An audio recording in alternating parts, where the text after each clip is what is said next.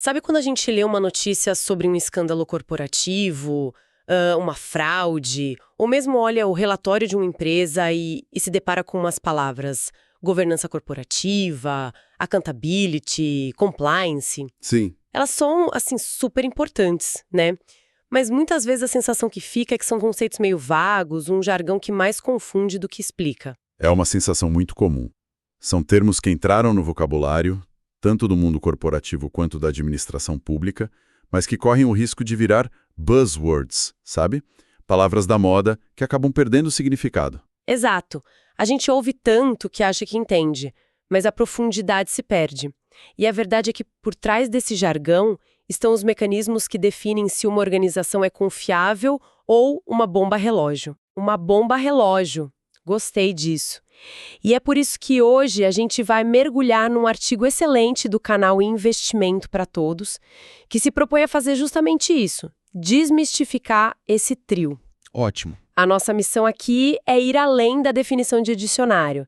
A gente quer entender a dinâmica entre eles, como funcionam na prática e, o mais importante, por que entender isso é crucial, não só para quem investe, mas para qualquer pessoa que queira decifrar como as organizações que impactam nossa vida, de empresas a governos, como elas realmente operam. Uma tarefa essencial, porque no fundo a gente está falando da arquitetura da confiança.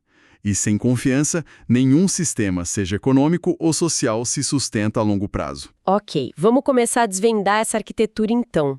E parece lógico começar pela fundação, pelo conceito que engloba os outros, a governança corporativa. Certo. O artigo a define como o sistema que dirige, monitora e incentiva uma organização.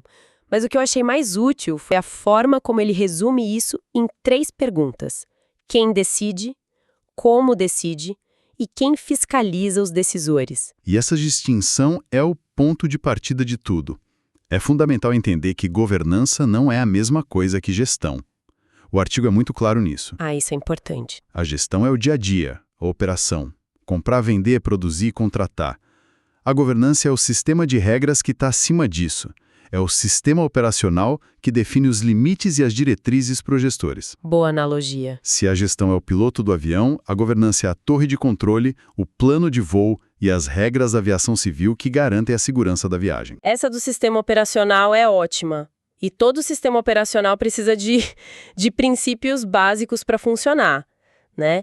O artigo destaca 4 que são como os pilares dessa estrutura: transparência, equidade, accountability e responsabilidade corporativa. Isso. Transparência e equidade parecem mais diretos, certo? Divulgar informações e tratar todos os sócios e as partes interessadas de forma justa. Sim, mas mesmo o que parece simples tem suas complexidades. Transparência, por exemplo, não é só publicar um balanço financeiro. É sobre a qualidade da informação. É comunicar não só os sucessos, mas também os fracassos e os riscos. Entendi. Já a equidade é um campo minado. Numa empresa familiar, por exemplo, como garantir que um herdeiro que é executivo seja tratado com o mesmo rigor que um executivo contratado no mercado? É um desafio constante que uma boa governança busca equilibrar. E sob responsabilidade corporativa, o artigo fala em zelar pela viabilidade da organização a longo prazo. Isso me parece ir além do lucro imediato, né? Sem dúvida. E aqui entra uma tensão interessante. A responsabilidade corporativa exige que o conselho de administração pense no impacto social, ambiental, na sustentabilidade do negócio para as próximas décadas. Certo. Isso pode, às vezes, entrar em conflito com a pressão de acionistas, que querem o máximo de dividendo no próximo trimestre. Uma governança forte é o que permite ao conselho dizer: vamos investir em sustentabilidade agora, mesmo que isso reduza o lucro imediato, porque essa é a única forma de a empresa existir daqui a 20 anos. Entendi. Então, na prática, quando o artigo cita o exemplo de uma empresa com um conselho de administração independente, ele está falando de ter pessoas na mesa que não estão envolvidas no dia a dia e que podem ter essa visão de longo prazo, questionando o CEO sem medo de perder o emprego. Exatamente. Eu já participei de conselhos onde um membro novo de fora da empresa fez uma pergunta aparentemente simples que mudou completamente o rumo de uma decisão estratégica bilionária. Uau! Ele não estava viciado na cultura interna no "a gente sempre fez assim". Esse é o poder de um conselho independente na prática. É a governança funcionando como um sistema de freios e contrapesos real, não só uma formalidade no papel. Ok, isso deixa a governança bem mais palpável. Mas, dentro daqueles 4 pilares, tem um que você mencionou e que o artigo dá um destaque especial: accountability. Ah, sim. A tradução padrão é prestação de contas, mas o texto insiste que essa tradução é pobre, que ela perde a essência do conceito. Ela não é só pobre, ela é perigosa. Porque leva a uma simplificação que anula a força do termo. O artigo faz uma ótima decomposição do que é accountability, mostrando que são 3 componentes que não dá para separar. Quais são? Primeiro, sim, a obrigação de informar, de ser transparente sobre as ações da tal prestação de contas. Segundo, a obrigação de justificar suas decisões, o porquê de ter escolhido o caminho A e não o B. Ok. E terceiro, o elemento que a tradução costuma ignorar, a responsabilização. É a sujeição a consequências, positivas ou negativas, pelos seus atos. Ah, então é aí que a coisa muda de figura. Não é só entregar o relatório. Não mesmo. É explicar o relatório e, se o resultado for ruim por uma decisão sua, estar preparado para arcar com as consequências. Perfeito. É a diferença fundamental entre reporting e accountability. Apresentar um PowerPoint com números vermelhos é reporting. Explicar por que os números estão vermelhos, que premissas da sua estratégia se provaram erradas e apresentar um plano de correção, sabendo que seu bônus ou até seu cargo estão em jogo, isso é accountability. Faz todo sentido. Sem o componente da consequência, a prestação de contas vira um teatro. E aqui entra um ponto que o artigo martela e que eu achei bem interessante. O erro comum de associar a accountability só a resultados financeiros. O texto diz que isso é uma visão muito limitada. É uma visão míope. O artigo expande esse escopo de forma muito clara. Accountability se aplica a decisões estratégicas, porque a empresa investiu milhões para entrar no mercado europeu e não no asiático. Certo. Aplica-se a metas operacionais. A falha em lançar um produto na data prometida não é só um problema de cronograma, é uma falha de accountability da equipe. E, cada vez mais, se aplica a impactos socioambientais. Se uma empresa se compromete a ser carbono zero até 2030, a sociedade vai cobrar essa meta. Os executivos são accountable por ela. O exemplo do artigo é muito bom. O gestor que vem a público, admite que uma meta não foi atingida, detalha os erros e apresenta um plano de recuperação. Isso já é um ato de accountability. Mas o artigo vai além, né? Diz que se for comprovada negligência, esse executivo tem que responder por isso. Sim, e essa é a parte que fecha o ciclo. A ausência de consequências gera uma cultura de impunidade. Exato. Os erros são varridos para debaixo do tapete, as mesmas desculpas são repetidas e ninguém é, de fato, responsável por nada. Isso é o veneno para a performance e para a ética. A accountability é o antídoto. Então a falta de accountability cria essa cultura. Mas como uma organização evita que chegue a esse ponto? Imagino que não dá para esperar o erro acontecer para depois cobrar. É preciso ter um sistema preventivo. Você tocou no ponto que conecta tudo. É aí que a prevenção se torna a palavra-chave. E o nome disso no mundo corporativo é compliance. Certo. O artigo define de forma muito direta: estar em conformidade com todas as leis, regulamentos, normas e políticas, tanto externas quanto internas. O foco do compliance é essencialmente preventivo. Então, se a governança é a estrutura e a accountability é a responsabilidade pelos resultados, o compliance seriam as regras do jogo para o dia a dia, para garantir que ninguém saia da linha. Isso, a conexão que o artigo faz é muito elegante. Enquanto a governança define a estrutura, o compliance cria os mecanismos de proteção. Gostei. A governança pode estabelecer no estatuto que a empresa repudia corrupção. Uma bela frase, mas é o programa de compliance que vai traduzir isso em ações concretas. Uma política clara sobre o que é suborno, um treinamento para a equipe de vendas e um sistema para monitorar transações de risco. É o como na prática. E o artigo lista os elementos de um programa de compliance eficaz. Fala de código de ética, políticas anticorrupção, treinamentos e, algo que me chamou a atenção, um canal de denúncia seguro e anônimo. Por que isso é tão crucial? Porque nenhuma política, por melhor que seja, consegue prever tudo. O canal de denúncias funciona como o sistema imunológico da organização. Boa. São as próprias pessoas, os glóbulos brancos, que identificam e reportam um comportamento inadequado, uma fraude, um assédio. Se o canal é confiável, anônimo, e as denúncias são investigadas com seriedade, a empresa cria um poderoso mecanismo de autocorreção. Se as pessoas têm medo de retaliação, o canal não passa de uma peça de ficção. Faz todo sentido. E isso me leva a uma reflexão que o artigo provoca. Muita gente vê compliance como pura burocracia, um custo que só atrapalha. Mas o texto sugere o contrário. Exato. E essa é uma das percepções mais equivocadas.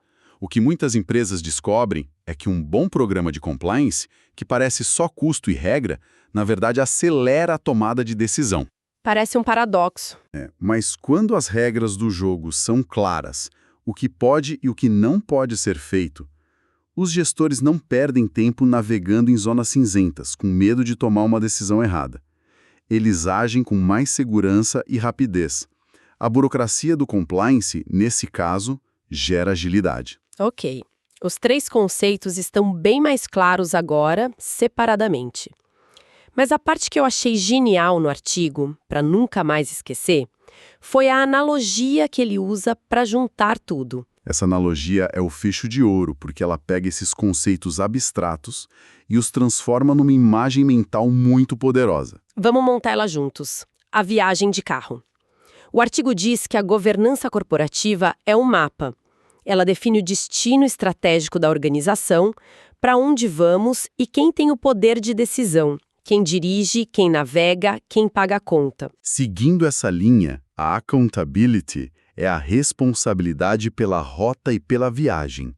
Garante que o motorista, o gestor, preste contas pelo caminho escolhido. Se ele se perdeu, se gastou mais combustível que o planejado, se furou um pneu porque pegou um atalho esburacado, ele tem que explicar o porquê e assumir as consequências. Não dá para culpar o mapa. E fechando o trio, o compliance são as leis de trânsito. Garante que a viagem toda seja feita de acordo com as regras. Respeitar o limite de velocidade, usar o cinto, parar no sinal vermelho.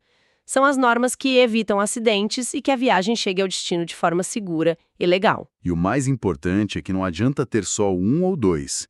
De que serve um mapa excelente, a governança, se o motorista é imprudente e ignora todas as placas, o compliance? Verdade. Ou se o motorista até segue as leis, mas não tem a menor responsabilidade com o destino e o horário, a accountability.